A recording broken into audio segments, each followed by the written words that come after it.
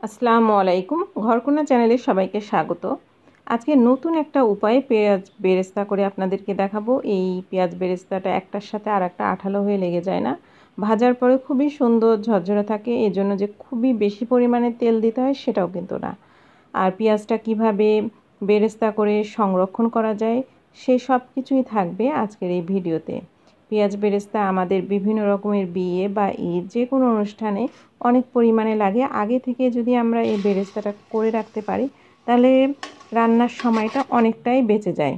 এখানে কিছু পেঁয়াজ আগে আমি বেরেস্তা করতে দিয়ে দিলাম। এখন আমি আপনাদেরকে দেখাবো পেঁয়াজটা আমি কিভাবে বেরেস্তা করার জন্য রেডি করে নিয়েছি। এখানে পেঁয়াজ নিয়ে এরকম খুব চিকন করে কেটে নিয়েছি। পেঁয়াজটা যতটা চিকন করে কাটা যাবে বেরেস্তাটা ততটাই সুন্দর হবে। পেঁয়াজগুলো এইভাবে কাটার পরে একটা বাটিতে করে নিয়ে নিয়েছি এখানে। তারপরে সেটা সারা রাত আমি ডিপ ফ্রিজে রেখে দিয়েছি, বা যতক্ষণ বরফ হতে সময় লাগে ঠিক ততটা সময় এটা রাখতে হবে। আমি এটা সারা রাত রেখে দিয়েছিলাম। পরের দিন এটা বের করে একদম স্বাভাবিক তাপমাত্রায় আসা পর্যন্ত অপেক্ষা করেছি।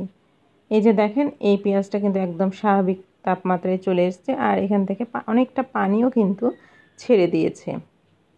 পেঁয়াজ ভাজার আগে এই পেঁয়াজটা কিছুটা আমাকে প্রসেস করে নিতে হবে, তাহলে পেঁয়াজ বেরেস্তা করতে সময় কিন্তু একদমই কম লাগবে আর বেরেস্তাটা অনেক বেশি সুন্দর হবে।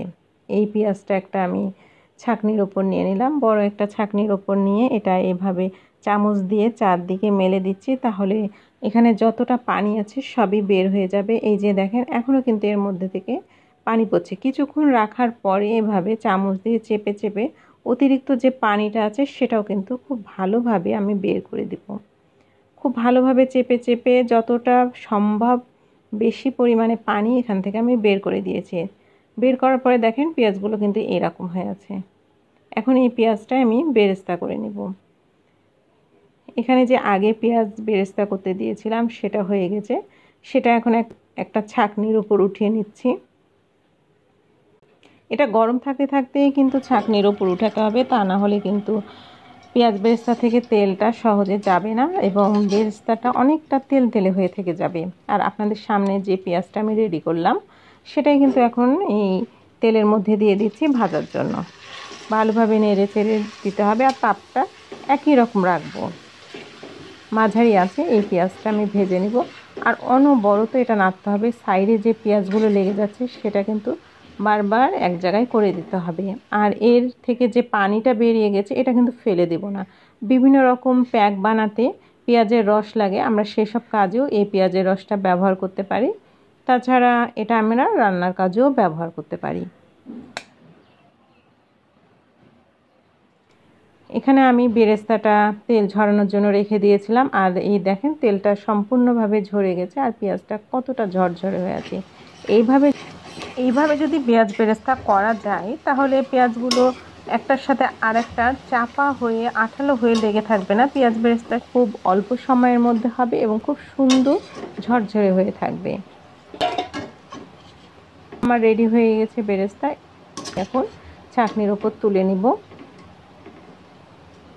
খুব তাড়াতাড়ি তুলে নিতে হবে, তা না হলে বেরেস্তাটা পুড়ে যাবে, তখন এটা কালো হয়ে যাবে। লাইট ব্রাউন বা ডিপ ব্রাউন দুই রকমভাবে পেঁয়াজ বেরেস্তা ভেজে নেওয়া যায়। ডিপ ব্রাউনটা আমার বেশি পছন্দ, সেজন্য আমি বেশি পরিমাণে ডিপ ব্রাউন করে পেঁয়াজ বেরেস্তাটা ভেজে নিয়েছি। তারপরে এটা যখন তেল ঝরে গেছে তখন বড় একটা খঞ্চাতে করে মেলে দিয়েছি, যাতে এটা খুব তাড়াতাড়ি ঠান্ডা হয়ে যায়। আর এই পরিমাণে তেল এখান থেকে বের হয়েছে। যখন এটা ঠান্ডা হয়ে যাবে তখন একটা এয়ারটাইট বাটি বা পলিপ্যাকে করে এটা ডিপ ফ্রিজে রেখে দিতে হবে। এটা সারা বছরই খুব ভালো থাকবে ডিপ ফ্রিজে। আর যখন কোনো দরকার হবে ডিপ ফ্রিজ থেকে বের করে সাথে সাথে খাবারের ওপর ছড়িয়ে দিয়ে পরিবেশন করে দেওয়া যাবে, বা রান্নার কাজেও ব্যবহার করা যাবে। ভিডিওটা যদি আপনাদের ভালো লাগে তাহলে অবশ্যই একটা লাইক করে দিবেন। আপনাদের কোনো মতামত থাকলে কমেন্টস করবেন। ভিডিওটা বেশি বেশি করে শেয়ার করে দিবেন। আজকে এই পর্যন্ত, আবার অন্য কোনো ভিডিও নিয়ে আপনাদের সাথে দেখা হবে। সে পর্যন্ত সবাই ভালো থাকবেন, সুস্থ থাকবেন। আল্লাহ হাফেজ।